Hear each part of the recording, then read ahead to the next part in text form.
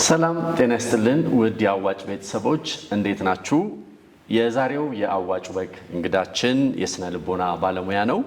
የእርቅ ማዕድ የአእምሮ ጤና ማዕከል መስራች ነው። በተጨማሪም ብዙዎች የምናውቀው የእርቅ ማዕድና የሰላም ገበታ በተሰኙ የሬዲዮ ፕሮግራሞቹ ነው። የዛ ፕሮግራም ፕሮዲውሰር አዘጋጅና አቅራቢ ነው። እንዳልክ አሰፋ እንኳን በደህና ወደ ስቱዲያችን ደህና መጣ። በጣም አመሰግናለሁ። እንኳን ደህና ቆያችሁኝ። ከልብ ነው የማመሰግነው አንዴ እንግዳችሁ ስላደረጋችሁኝ። እንዲሁም ደግሞ የአዋጭ አባላቶች በያላችሁበት ሰላም ለእናንተ ይሁን። ይህንን ፕሮግራም የምትከታተሉ በሙሉ ከልብ አመሰግናለሁ። ቴንክ ዩ በጣም የአዋጭ የምክር ቤት አባልም ነህ? የአዋጭ የምክር ቤት አባል ከሚለው ቃል ይልቅ የአዋጭ አባልም ነኝ። ዋናው የአዋጭ መቼ ነው አባል የሆንከው? አባል መሆኑ ይበልጣል ብዬ አስባለሁ። መቼ ነው አባል የሆንከው? ስለዚህ 1999 መጋቢት አካባቢ አዋጭ ተመሰረተ። እኔ ከሁለት ወር በኋላ አባል ሆኛለሁ ማለት ነው። ችዝ ቁጥሬን ስትመለከተው 2 ብሎ ጀምሮ 000 41ኛ ነኝ። ስለዚህ በኦልሞስት ከመጀመሪያዎቹ ሰዎች አካባቢ የመጀመሪያው አባል ነኝ ብዬ አስባለሁ። ስለዚህ ከመስራቾቹ መካከል አንዱ ነበርክ? ኦልሞስት በዛ በላ። በምን ተሳትፎ በምን አረግ? ከዛ በኋላ ከአዋጭ ጋር የመጀመሪያው ትልቁ ነገር መመሰለ አባል መሆን ነው። ማለት አዋጭን የምታገለግለው መጀመሪያ አባል ሆነ ነው። አባል ሆነ ታገለግለዋለህ። አዋጭን ስታገለግል ቀጥሎ የአዋጭን ዋና ዋና የምትላቸውን እሴቶችን አንደርስታንድ ማድረግ ነው። እሴቶችን መረዳት፣ የአዋጭ የተነሳበትን ዓላማ ራዕይ መደገፍ፣ ከአዋጭ ጎን መሆን፣ ይሄ ነው ትልቁ አገልግሎት ብዬ አስባለሁ። አዋጭ በጣም ትልቅ ተቋም ነው በአሁኑ ሰዓት እና ያኔ የዛሬ 18 ዓመት አካባቢ ሲመሰረት የማስታውሰው የነበርንበት ሁኔታ ነበረ። ስለዚህ በዛ ያኔ ባዶ እዛ ቦታ ላይ ምንም ባልነበረበት ራዕይ ብቻ በነበረበት which is ትልቁ ነገር ማለት ነው። ያኔ አባል ሆነ ቦታው ላይ መቆም ትልቅ አገልግሎት ነው ብዬ አስባለሁ። ስለዚህ እለት ሻይ እንጠጣለን፣ እንገናኛለን። ገብተዋል ነበር አንዱን ያበረተዋል። አይዞ በርታ እንባባላለን። በታማኝነት ገንዘባችንን እናስቀምጣለን። እሱ በጣም ትልቅ አገልግሎት ነው ብዬ ያምናለሁ። አሁን ትልቅ አገልግሎት ነው ስል ያኔ ገንዘብ 100 ብር 150 ብር መሰለኝ ኤግዛክትሊ 150 ብር ነው የማስታውሰው። እና 150 ብር የአባልነት ክፍያ ታስቀምጣለህ። ያኔ 150 ብር አምነህ ከሄደ ማስቀምጠ ምንም የሚታይ ነገር የለም። ገባ? ምንም የሚታይ በሌለበት ሁኔታ ያበድራል ብለህ በማታምንበት ሁኔታ ግን እዛ ያለውን ባለ ራዕዩን አምነህ ገባ? መስራቾቹን አምነህ የመሰረተውን ሰው አምነህ ራዕዩን አምነህ ሄደህ ብርህን ነው የምታስቀምጠው። ከዛ አብረህ እንደ ጓደኛ ሻይ ትጠጣለህ፣ እንደ ጓደኛ ታወራለህ፣ እንደ ጓደኛ ጊዜ ይኖርሃል። አየኸው? ከሰራተኞቹ ጋራ ከአባላቶቹ ጋራ ኢቭን የሚከፈለው ሰራተኛ ነበር እንዴ? እኔ አላስታውስም፣ አይመስለኝም። 99 ላይ ሁሉ በጣም የእውነት ቮለንቲር ነበር ብዬ አስባለሁኝ። እና በጣም የሚገርም ቅንነት የነበረበት ጊዜ ነው። ሶ ምንድነው 18 ዓመት ውስጥ ያገለገልከው ካልከኝ የመጀመሪያው ትልቁ ነገር እኔ አባል ሆኜ በታማኝነት ገንዘቤን ማስቀመጤ ነው ብዬ አምናለሁ። ይሄ በጣም መሰረታዊ ነገር ነው። አሁን ሰዎች አዋጭ ላይ ገንዘብ ቢያስቀምጡ አዋጭ በጣም ትልቅ ተቋም ነው፣ እንደሚያበድራቸው እንደሚሰጣቸው ይታወቃል። ያኔ ግን ምንም የለም እኮ ቢሮም ራሱ እኮ አልነበረንም። በነገራችን ላይ ተጠግተን ነው ሰው ቢሮ ላይ ተጠግተን ነው። የአንድ የኤንጂኦ ነበረ የ4 ኪሎ ህጻናት ማሳደጊያ መሰለኝ ካልተሳሳትኩኝና ስለዚህ እዛ ቦታ ተጠግተን ነው የሆነች ቆርቆሮ በቆርቆሮ በሆነች ቤት ውስጥ ምንም የሚታይ ነገር የለም። የምታየው ዘሪውን ነው ፊት ለፊት የምታየው። እስኪ ስለ ዘሪውን ትንሽ እዛ ጋር እናውራ። ምክንያቱም አዘ ቪዥነሪ በዛ ሰዓት ላይ የአቶ ዘሪውን ሸለመ እንግዲህ እዚህ መስራችና ባለራዕይ ነውና ምን የነበረው ቪዥን በዛ ሰዓት ላይ? ምክንያቱም 18 ዓመታትን ወደ ኋላ ዞር ብለን ብናየው ጥሩ ነው፣ ዛሬ አዋጭ የደረሰበትን ነገር እንድናውቅ ማለት ነው። እኔ ስለ ዜድ ሳወራ በጣም በኩራት ከሚያወሩ ሰዎች መካከል አንዱ ነኝ ብዬ አስባለሁ። በኩራት ማለት የእውነት በጣም በኩራት ነው የማወራው። ያን የዛሬ 18 ዓመት የነበረንን ጓደኝነት፣ የዛሬ 18 ዓመት የነበረውን ዜድ፣ ያልተቀየረውን ዜድ አሁን ታገኘዋለህ፣ ምንም ያላለውን እና ሲያካፍልህም ሲያወራህም ሲሰጥህም ያለውን ነገር ሼር ሲያደርግህም የዛሬ 18 ዓመት የነበረውን ዜድ ነው አሁንም የምታየው። በነገራችን ላይ ቀረብ ብለህ ስታወራውና አሚንስ ሪሊ ታቺንግ ከምሬ ነው የምለው። ነገራችን ላይ ሌላውን አንድ አሪፍ ነገር ልንገርህ እዚህ ላይ የዛሬ 18 ዓመት ስራ ስንጀምር ከዩኒቨርሲቲ ተመርቀን ስራ ስንጀምር የመጀመሪያ የስራ ከጀመርንባት ተቋም የመጀመሪያ አንዱ ዜድ ነው ስራ ይሰጣል። እሱ ይሰራበት የነበረው ኤንጂኦ ውስጥ ገባ። እሱ ይሰራበት የነበረው ኤንጂኦ ውስጥ መጥቶ ለምን ስራ አልሰጣችሁም ብሎ ገባ።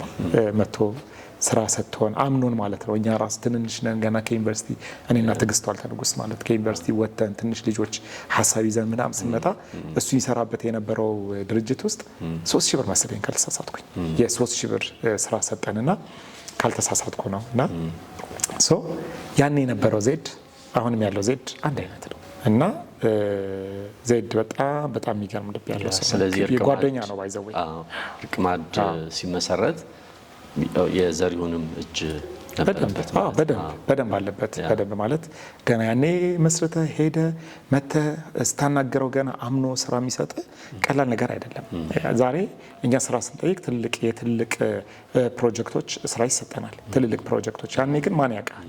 ማንም ሳያውቅ እንደዚህ አይነት ስራ ማግኘት በራሱ ቀላል አይደለም። ሶ የሚነሎት ለኛ በጣም ትልቅ ነገር ነው። እንዳልክ በብዙ ባህሪዎች ውስጥ ደፈር ትላለህ፣ ጎበዝ ነህ በብዙ ነገር ውስጥ ይባላል። ደፋር ነኝ ብለህ ነው የሚሉ ሰዎች አሉ። አይ ቲንክ የስራ ባህሪ ሊሆን ይችላል ከስነ ልቦና ጋር የተያዙ ብዙ ስራዎችን ስለምትሰራና እስኪ ስለ ራስ ትንሽ እናውራ። ካላችሁኝ ጥሩ ነው። ደፋር ነህ ካላችሁኝ በጣም ጥሩ ነው። እንትን አይደለውም ፈሪ ነኝ ብዬ አላስብም። ያመንኩበት ነገር ላይ ጋፈጣለሁ። ይሄን ነገር አገኛለሁ ብዬ ካሰብኩኝ ማንም አያስቆመኝም። ማንም ማለት በቃ ማንም አያስቆመኝም። ያን ነገር ፈልጓለሁ ወይስ አልፈልገውም ነው ጥያቄው። ከፈለኩኝ ማንም አያስቆመኝም። ሶ በጣም ኢነርጄቲክ ነኝ። የዛሬ 20 ዓመት ብታገኘኝ አሁንም ያለኝ ኢነርጂ ተመሳሳይ ነው። በጣም ዲሲፕሊንድ ነኝ። የስራ ሰው ነኝ። ስራዎችን በትክክል እሰራለሁ። ራዕይ ይመስጠኛል። ራዕይ ማለት የቪዥነሪ የሆኑ ሰዎች ሲመጡ ከነሱ ጎን መቆም፣ ከነሱ ጋር አብሮ መስራት፣ የነሱን ሀሳብ መስማት፣ ከነሱ ጋር አብሮ መፍሰስ መጓዝ በጣም ነው ደስ የሚለኝ። ስለዚህ የስራ ሰው ነኝ የሚል እምነት አለኝ። ታስዋይ እርቅማድ ሲመሰረት በጣም ዋጋ የተከፈለበት ተቋም ነው ብዬ አስባለሁኝ።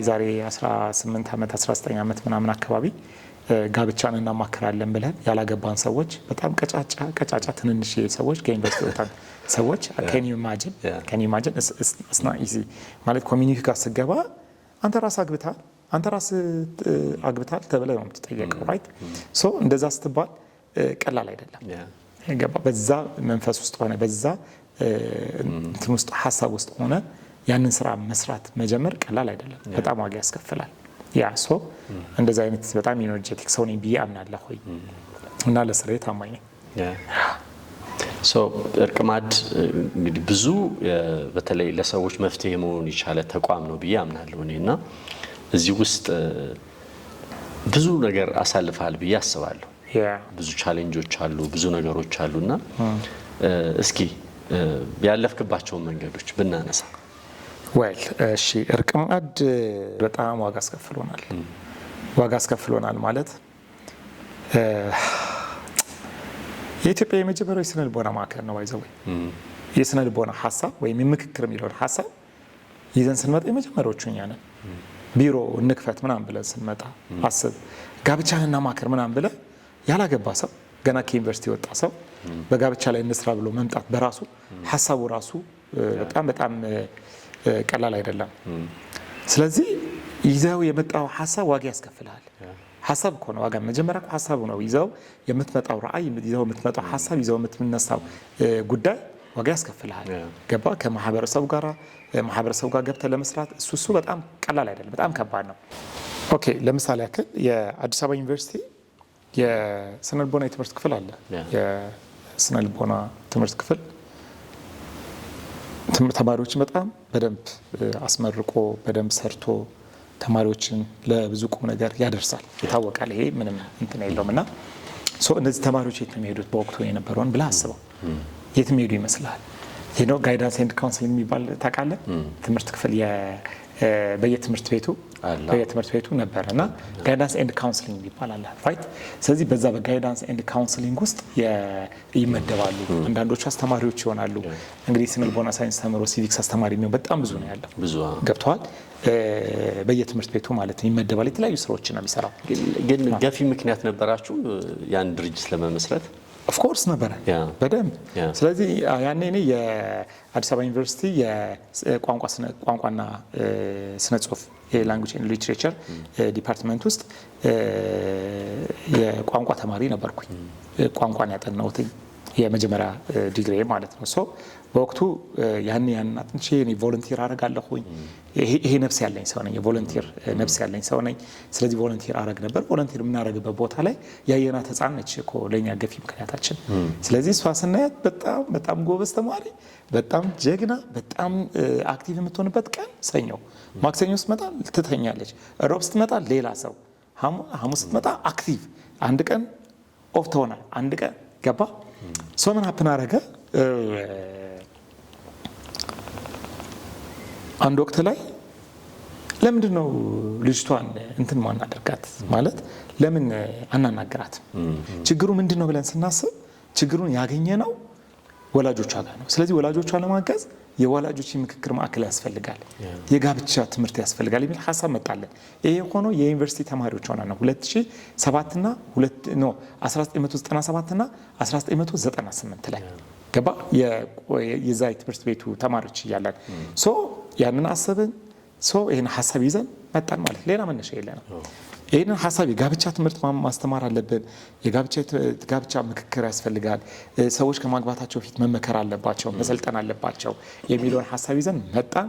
ቲጂ ከሳይኮሎጂ ዲፓርትመንት፣ እኔ ከቋንቋ ዲፓርትመንት ሚዲያውንና ሁለቱን ይዘን እንነሳ ብለን በዚህ መንገድ ተነሳን። ከዛም በኋላ ትዕግስት ዋልተንጉስ ማለት ነች እና ከዛም በኋላ ነው እኔ ወደ የስነልቦና ትምህርት ክፍል ተመልሼ ገብቼ ተምሬ እንደገና ወደዚህ ፕሮግራም የመጣሁት ማለት ነው። ሰው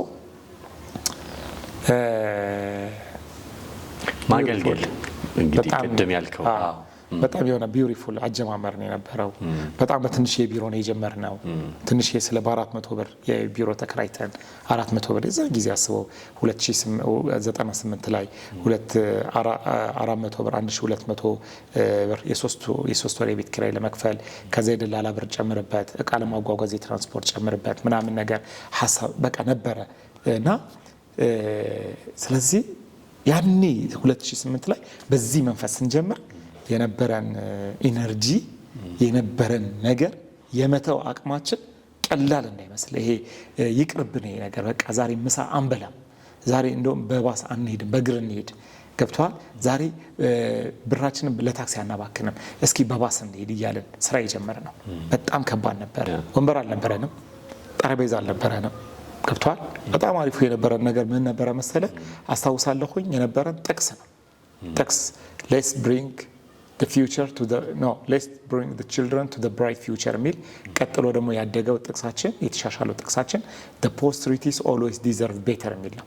ገብቷል። የመጪው ትውልድ የተሻለ ነገር ይገባዋል የሚል ሀሳብ ያለው ነገር ይዘን ነው እና ባለ ራዕይ ስትሆን እንዲህ ነው በቃ በባዶ ትጀምራለህ፣ ምንም ነገር ሳይኖር ትጀምራለህ፣ ከዛ ተከታዮችን ታፈራለህ፣ በዛ መንገድ ውስጥ ታልፋለህ ማለት ነውና ያን የነበረው ጊዜ የነበረው ሁኔታ የሚዲያ እንትኑ ጠባብ ነበረ። ምን ነበረ? አንድ ለእናቱ ነበረ፣ አንድ ለእናቱ ኢቲቪ ኢትዮጵያ ሬዲዮ እና ቴሌቪዥን ነበረ።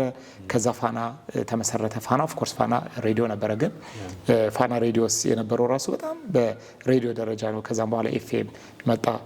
2008 መሰለኝ ኤፍኤም ራሱ የተመሰረተው ካልተሳሳትኩኝ። ከዛኛ 2009 ጆይን አደረግናቸው እና እንትን ነበረ 2009 2008 ብቻ ወዲያው ነው ጆይን ያደረግናቸው ፋና ኤፍኤምን ማለት ነው። ሶ ቀላል ነገር አልነበረም። ሀሳብ ይዘት መጣ ነው። ሀሳቡ ራሱ ሌላ ቻሌንጅ ነው። ባይዘወኝ ማን ይቀበላል? ትንንሽና ቀጫጫ ልጅ ሆነ ጋብቻ አማክራለሁ ስትል ያውም ያላገባ ገና ትንሽ ልጅ ሲያዩ ለምንም ገና ቦይፍሬንድ የሆንክ ልጅ ማለት ነውና አይሆንም። በጣም ቀላል አይደለም። ሶ ያንን ይዘት ስመጣ it was really hard, it was really tough። ይህንን ፕሮግራም የሚከታተሉ ብዙ ተመልካቾቻችን አንድ ጥያቄ ሊያነሳው ይችላሉ ብዬ አስባለሁ። እንደ አዋጭ አባልነት ብዙዎች ነገን የተሻለ ለማድረግ እንደሚጥሩ ቆጥበው ብራቸውን ነገ ወደ ተሻለ ስራና ራዕይ ለመመለስ እንደሚጥሩ ብዙ ተመልካቾች አንተ ያለፍክበት መንገድ ብዙ አስተማሪ ነው ብዬ አስባለሁ። ምን ትመክራቸዋለህ? ብዙ ፈተናዎችን ማለፍ ነገን በተሻለ ድል ለመወጣት ምን ማድረግ አለባቸው የሚለውን ብናነሳ እዚሁ ላይ እንትን ነው። አሁን ይሄ ትውልድ ምን መሰለ፣ ይሄ ትውልድ በቂ የሆነ ኢንፎርሜሽን አለው። ይህን ትውልድ ቻሌንጆቻችሁን ማለፍ አለባችሁ፣ መበርታት አለባችሁ፣ ጎበዝ ምናምን እያልክ የምትመክረው ትውልድ አይደለም። በቃ ማለት ቻሌንጅ ራሱ ችግሮች ራሱ ኖሮት እንኳ ባያልፍ በእርግጠኛነት በጣም ብዙ ኢንፎርሜሽን አለው። ያየዋል፣ ያውቋል። ማግኘት ምን እንደሆነ ያውቋል። ማጣት ምን እንደሆነ ፕራክቲካል ያውቋል። ይህ ነው ፕራክቲካል ሰዎች ሲለወጡ አይቶታል። ይሄ ሚዲያው ያሉን ፕላትፎርሞች የሚዲያ ፕላትፎርሞች ይህንን ግንዛቤ ኢንፎርሜሽን በደንብ ሰጥተውታል። ስለዚህ እኔ እኮ ከ10 ብር ነው የተነሳሁት፣ እኔ እኮ ከ2 ብር ነው የተነሳሁት ምናምን ብለህ የምታባብለው ትውልድ አይደለም። ይህ ትውልድ በቂ ኢንፎርሜሽን አለው። ሰው ምንድን ነው መሆን ያለበት? ይህንን ያለውን እውቀት ወደ ተግባር እንዲያወርደው እሱ ወደ ተግባር እንዲያወርደው መትጋት እንዳለበት ነው ልነግረው የምችለው። መትጋት አለባቸው ማለት መትጋት ፕሮሰስ ነው። ፕሮሰስ ነው ማለት ፕሮሰሱን ነው ሰው የሚጠላው። አሁን ኢንፎርሜሽን ሳይኖረው ቀርቶ አይመስለኝም። ፕሮሰሱ ግን በራሱ ከባድ ነው። ፕሮሰሱ ውጤቱ ይገኛል ወይ ነው ጥያቄ? አይገኝም። ገብቷል። ፕሮሰስ አለ። ሾርት ከት የሚባለው ነገር ዋጋ ያስከፍላል። ፕሮሰስ አለው እና እዛ ፕሮሰስ ውስጥ መግባት በጣም ፔንፉል ነው፣ ግን ደግሞ ይከፍላል። የእውነት ይከፍላል። በደንብ ይከፍላል ስለ በደንብ ነው የሚከፍለው። በቃ በደንብ ይከፍላል። የተለያዩ ሰዎችን ልምድ በተለያየ አጋጣሚ በተለያዩ መጽሐፍቶች፣ በተለያዩ ፖድካስቶች፣ በተለያዩ ሚዲያዎች ሰዎች እየሰሙ ነው ያሉት። ያንን ነገር መኖር የሚቻለው ግን ማመን ሲጀምር ነው። እኔ 3 መሰረታዊ ነገሮች አሉ ብዬ አስባለሁ።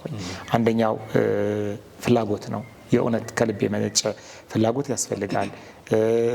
ከልብ የመነጨ ፍላጎት ከልብ የመነጨ ዲሲፕሊንን ይሰጣል። ማለት ስርዓት ያለው ሰው የዲሲፕሊን የምንለው ነገር አለ አይደለ? መነሳት ሲኖርብህ ልትነሳ፣ ማንበብ ሲኖርብህ ልታነብ፣ መስራት ሲኖርብህ ልትሰራ፣ ገባ?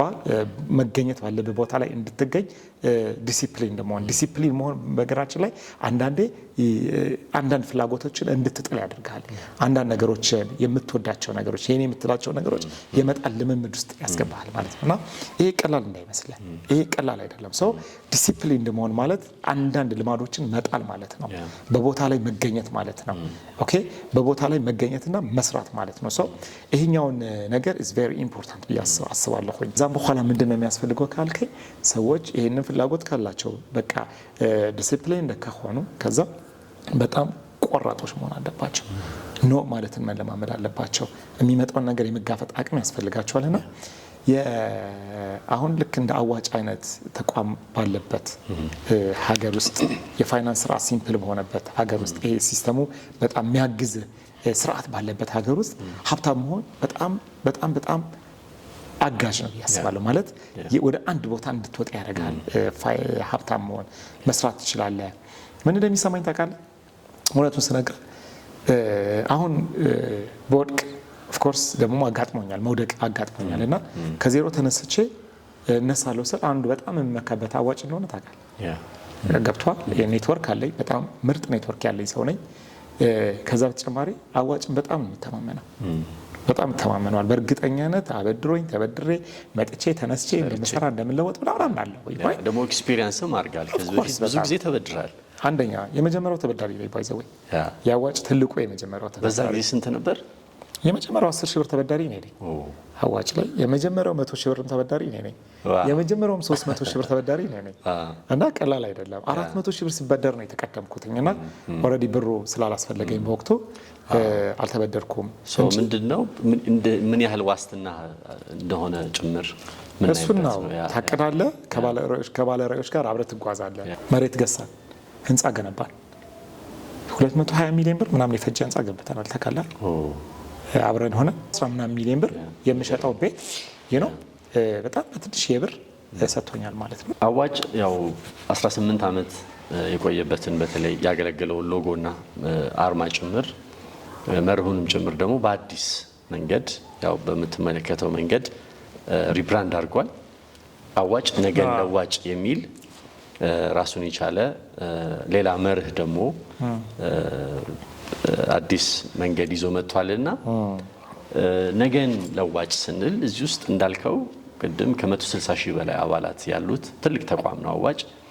ነገን ሲያስቡ ነገ ምንድነው? በነገራችን ላይ አዋጭ ይህንን አዲሱ ሎጓችንን ስለቀየረ በጣም ደስ ብሎኛል። ስሙ ስላልተቀየረ ግን በጣም ደስ ብሎኛል።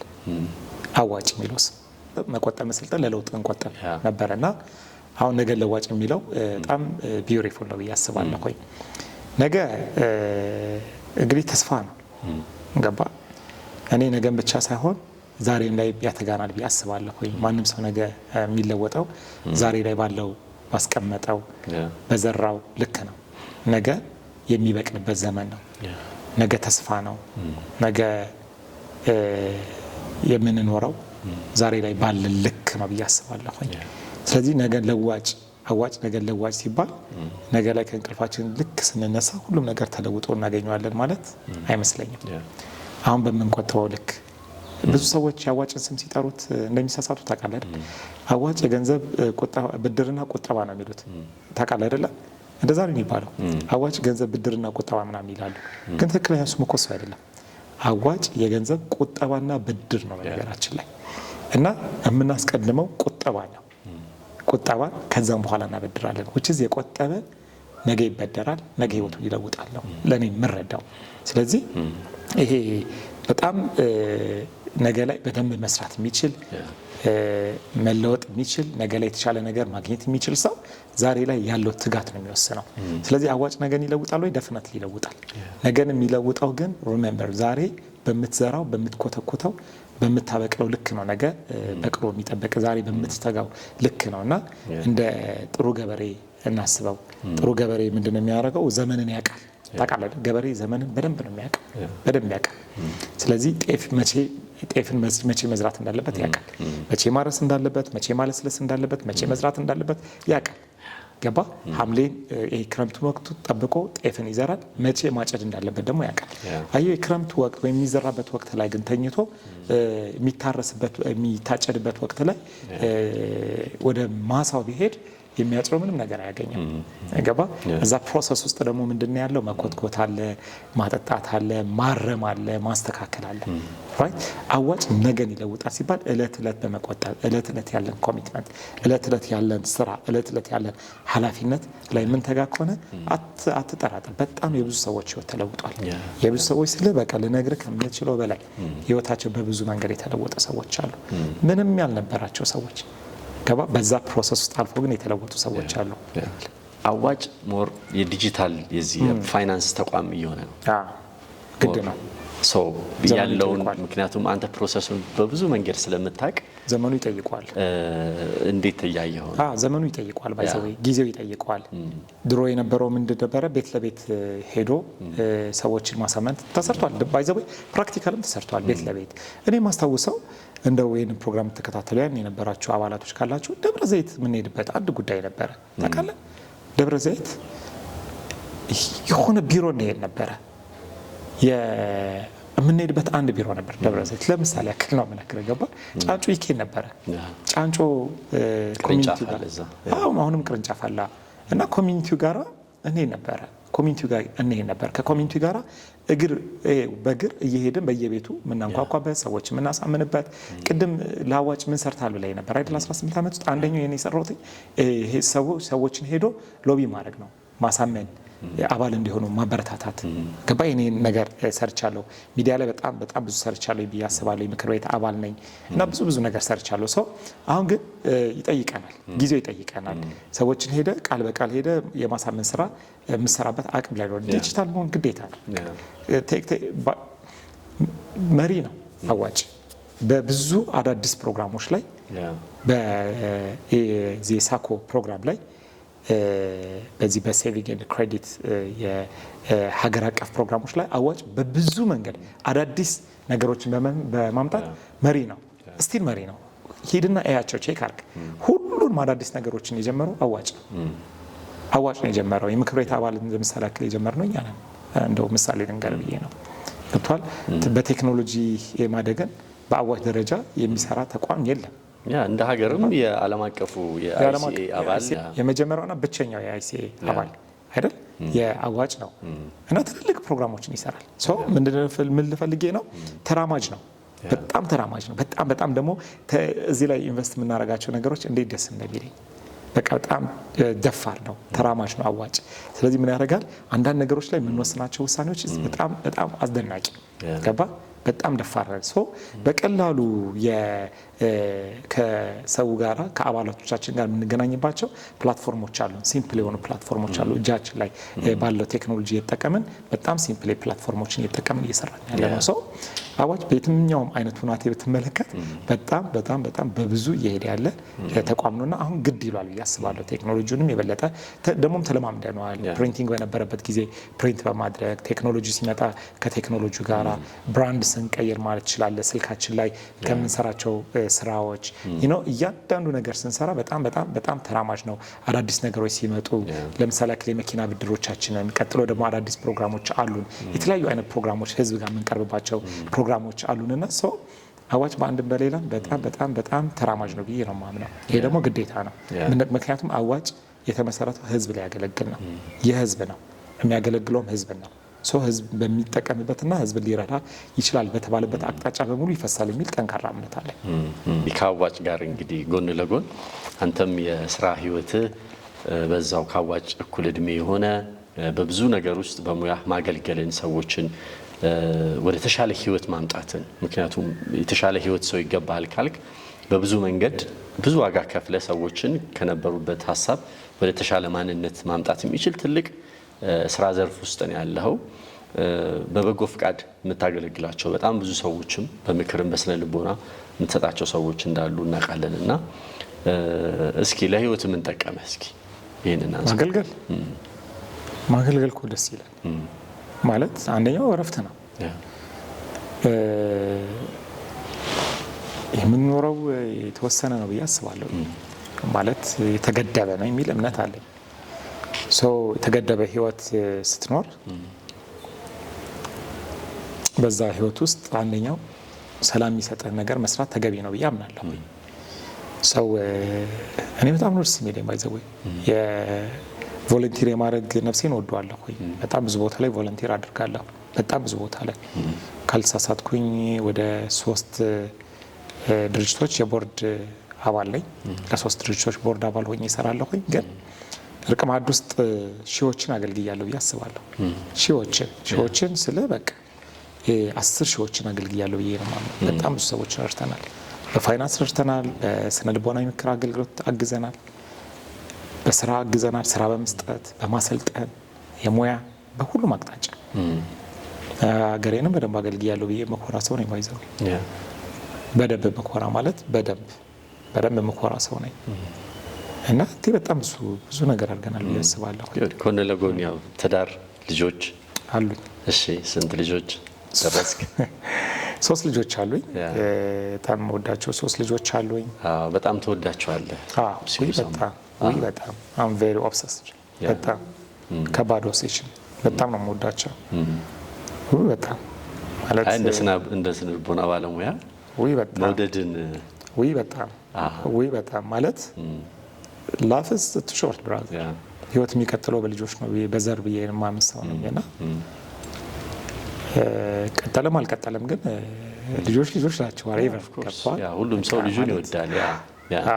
እኔ ማለት ምን አለኝ ማለት የእውነት ነው የምወዳቸው። በጣም ነው የምወዳቸው። ያውቃሉ፣ እነሱም ያውቃሉ። ሚስቴም ታውቃለች፣ ትቀናለች ብዬ አስባለሁ። ፍቅሩ አልበዛም ወይ? ከምር በጣም ነው የምወዳቸው። የእውነት በጣም ይታወቃል። እጄ ላይ እንዳሉ እነሱ ናቸው ያሉት። ታውቃለህ ፎቶቸው ተነቅሳችሁ ፎቶ አሉ። የእነሱ ፎቶ ነው እጄ ላይ ያለው፣ ሰውነቴ ላይ አለ የእነሱ ፎቶ። እና ማለት ልታረግ የምትችለው ነገር እሱ ማለት በቃ የፍቅርህ መገለጫው ይሄ ፍቅር መገለጫው አይደለም። የፍቅር መገለጫው ለእኔ መኖር ነው ብዬ ነው የማምነው።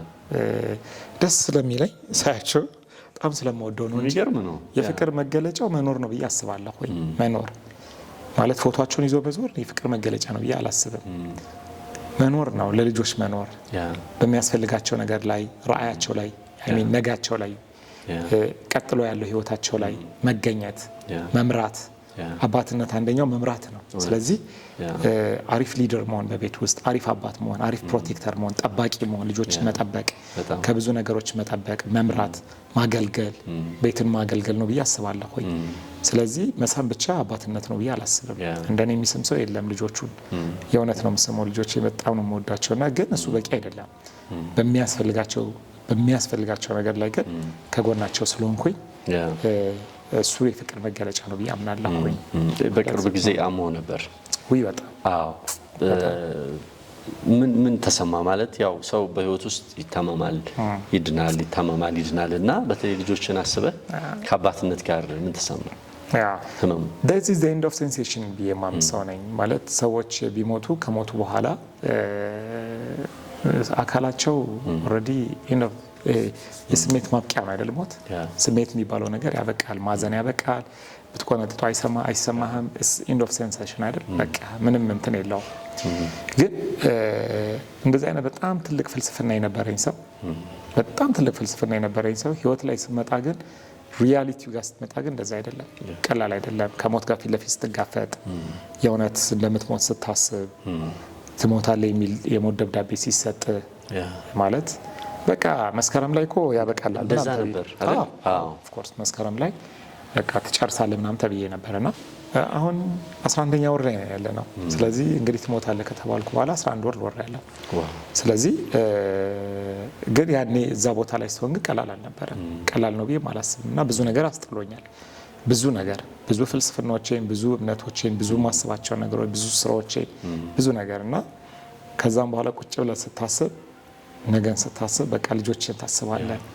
አስብ እንግዲህ እንደ ክርስቲያን እኮ እግዚአብሔር ልጆችን ይጠብቃል ምናምን ትላለህ አይደለ? ታወራለህ። በቃ ምንም ነገር በሆነ አምላክ ልጆችን ፕሮቫይድ ያደርጋል፣ እግዚአብሔር ከኔ ጋር ነው ያለው ምናምን ብለህ የምታወራቸው፣ የምትፎክራቸው፣ የምትናገራቸው ነገሮች አሉ። ግን ሪያሊቲው ላይ ስትመጣ አክቹዋል የሆነው ነገር ላይ ስትመጣ ግን ይህን ሁሉ እምነትን ይፈታተናል። ይህ ሁሉ ነገርን ያስጥልሃል እና ቀላል ነገር አልነበረም። በቃ ብዙ ነገር ተደበቅኩኝ፣ በብዙ ነገር ውስጥ ስራ ቆምኩኝ፣ በጣም በብዙ ነገር ውስጥ አልፌያለሁ እና በጣም ከስቼ ነበረ። ሰው ሲያገኘኝ ይደነግጣል፣ ሲያየኝ ክው ነው የሚለው እንትን የሆንኩ ምናምን ይለኛል። በጣም ከስቼ ተጎሳቆዬ ነበር እና ቀላል ጊዜ አላለፈም። ኤኒዌይስ እንዴት ነው አሁን ያለበት ደረጃ ከዛ በኋላ? ያው ወፍር ያለው እንደምታየው ከዛ በኋላ ስንት ነገር አልፎ ወንድሜን አሳክሜ ራሴ በብዙ ችግር ውስጥ አልፌ ምናምን ወይስ በብዙ ስቃ ውስጥ አለፈና ይህ ዓመት ከባድ ዓመት ነው ለኔ። ከባድ ዓመት በቃ የህይወት አንዱ ጉዞ ነው። እሺ እንዳልክ እንደው ብዙ ዓመታትን ወደ ኋላ ልመልስና የአዋጭ አባል ባትሆን እንደው ምን ሊቀርብ ይችል ነበር? ወይ በአዋጭ ያገኙትኝ በሙሉ ነው። ምን መሰለህ አሁን አዋጭ ላይ ስትመጣ ቅድም እንደነገርኩ ነው ያገኘናቸው። በአዋጭ በኩል እንግዲህ ቤት ገንብተናል፣ በአዋጭ በኩል ንብረት አፍርተናል፣ መኪና ገዝተናል፣ ገብቷል። ብዙ ነገር አድርገናል። እሱ አይደለም ሰው ታጣለህ። የመጀመሪያውን ነገር አጠገስኪ አዋጭ እኔ በጣም ነው የምወዳቸው የምክር ቤት አባል ስብሰባ ስንገናኝ እንዴት ደስ እንደሚለኝ። እነሱን ማጣት ራሱ በጣም ትልቅ ኪሳራ አይደል? ፋይናንሱን እኮ በስራም በምንም ታገኛለህ። ግን እነዛ በቃ አሉ እነ ዜድን ማጣት፣ እነ መቅዲ፣ እነ ቤዚን፣ እነ ፀሐይን ገብቷል አሉ የሆነ አዋጭ ላይ መጀመሪያ ላይ የነበሩ ሰዎች አሉ። ቤተሰብ ነው ፋሚሊ ነው እና እነሱን ማጣት በራሱ አሁን እናንተን አለማግኘት በራሱ ቀላል አይደለም እና ፋይናንሱ ብቻ ሳይሆን ሰውን ታጠዋለህ። ገባ የሆነ ነገር ሲሆንልህ ደውለህ አሁን በቅርብ ነገር ያለው አይደል? ደውዬ ዜድ ላገኝ እፈልጋለሁ ኦኬና ከዛ ወሮትኝ ሀግ አደረገኝ።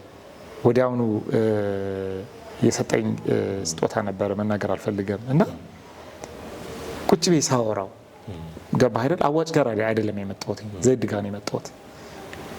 ተረዳኸኝ? ራሱ ዜድ ጋር ነው የመጣሁት እና እንደዚህ አይነት ሰዎችን ታጣለህ። የመጀመሪያው ነገር ራሱን የቻለ የአዋጭ ቤተሰብ አለ፣ ፋሚሊው ነው የምታጣው። ከዛም በኋላ ደግሞ በሱ ውስጥ ያገኘናቸው ፋይናንሶችን እስኪያስበው እንዴት ስንት ሚሊዮን ብር ተበድረናል። በጣም ብዙ ሚሊዮን ብር ገብቷል። ከአዋጭ ተበድረናል። በደከመ ጊዜ የምታገኘው ሰው በጠነከርክ ጊዜ አብሮ ከሚጓዝ ስንት ነገር አለና በጣም ብዙ ነገሮችን ታጣለ። ሀሳቦችን ታጣለ። በጣም ሰፊ እኮ ነው ፓኬጅ ገብቷል። ራሱን የቻለ ፓኬጅ ነው እና አንዳንድ ጊዜ የምንቆጥበው ብርና የምንበደረውን ብቻ ይመስለዋል። ከዛ ይዘለለ ነው። ፓኬጅ ነው። ገባ? ፓኬጅ ነው። በጣም ብዙ ነው ውስጡ። እዛ ፓኬጅ ውስጥ በጣም ብዙ ነገር ነው ያለው። ሰው አዋጭን በናት ተው፣ በናት ሰው ነው መጀመሪያ ብታጣው ውስጥ ያለውን ሰው። ገባ? ያንን ፋሚሊ ታጠዋለ፣ ያንን ግሩፕ ታጠዋለ። ገባ? ባንክ ቤት አይደለም ሄደ ብር ማውጣት ብቻ አይደለም። ያ ሰው አለ፣ ሰው ውስጥ አለ ሰው። ያንን ሰው ታጠዋለና ብዙ ነገር አብረህ ታጣለህ። ብዙ ነገር ማለት ነው። ያንን ነገር ታጠዋለና እንኳን ተመሰረተ እንኳን አባል ሆንኩኝ እንኳን ያኔ ወደ አዋጭ መጣው ብዬ ነው የማስበው። እንደው በመጨረሻ አዳዲስ ፕሮግራም የሚከታተሉ አባላቶች አሉ። እንደገና እንደዚሁ አዳዲስ አባላትም ወደዚህ ማህበራችን እንዲቀላቀሉ ምን መልእክት ታስተላልፋለህ በሚለው ፕሮግራማችን ወል ይህንን ፕሮግራም ለሚከታተሉት በሙሉ የመጀመሪያው ትልቁ ነገር አዋጭ በጣም ታማኝ ተቋም እንደሆነ እንግዲህ በፕሮሰስ ውስጥ የሰማችሁት ይመስለኛል። የመጣንባቸው፣ ያለፍንባቸው፣ የቆምንባቸው ገና ያኔ ሲመሰረት ጀምሮ የሆነው ከነበርንበት ተነስተን የደረስንበት ቦታ አሁን ዓለም አቀፍ የአይሲኤ አባል ነን። አዋጭ ሀገር ወክሎ ባንዲራ ይዘን እንቆማለን ቦታው ላይ። ፋውንዴሽን አለው። በፋውንዴሽናችን ውስጥ በጣም ብዙ ሰዎችን እንደምንረዳ ብዙ ተቋማቶችን እንደምናግዝ ይታወቃል። ስለዚህ ዛሬ አባላቶች ኑ ከኛ ጋር ብትሆኑ ታድጋላችሁ እያልኩ እኔ ላባብል አልወድም። ያንን ፕሮሰስ ማመን ትችላላችሁ እና የመጣንበት ፕሮሰስ በጣም ታማኝ እንድንሆን እንድንሰራ ለብዙዎች ለውጥ ምክንያት እንድንሆን አድርጎናል ብዬ አምናለሁ እና ሰዎች አዋጭ አባል በመሆናቸው ኩራት ነው ሊሰማቸው የሚገባው። ልንኮራ ይገባል ብዬ አስባለሁኝ። ዋስትና ነው የተሻለ ደረጃ ላይ እንድንደርሱ። እንግዲህ በመቆጠብ ከዛ ደግሞ በማበደር አስታውሱ፣ በመቆጠብ ከዛም በማበደር የነገን በትክክል መለወጥ የሚችል ተቋም ነው አዋጭ። ነገን ለዋጭ ስንል ያለ ምክንያት አይደለም። አባላቶች አባል ሆኑን፣ በዛ አባልነታችሁ ውስጥ ደግሞ ትጠቀማላችሁ ብዬ አስባለሁኝ። በጣም ብዙ ሰዎችን ገብታችሁ ቼክ ብታደርጉ ብዙ ሰዎችን ባለሀብት አድርገናል እንደ አዋጭ ማለት ነውና ስለዚህ እንዲመጡ በጣም ነው ማበረታታው። በጣም አመሰግናለሁ እንዳልክ ስለነበረን ጊዜ በጣም ነው ማመሰግነው። እናመሰግናለን። ቴንክ ዩ። ውድ ተመልካቾቻችን የዛሬው የአዋጭ ወግ ፕሮግራማችን እንዲህ ባለ መልኩ ተጠናቋል። በሌላ ጊዜ በሌላ እንግዳ እንጠብቃችኋለን። መልካም ሳምንት።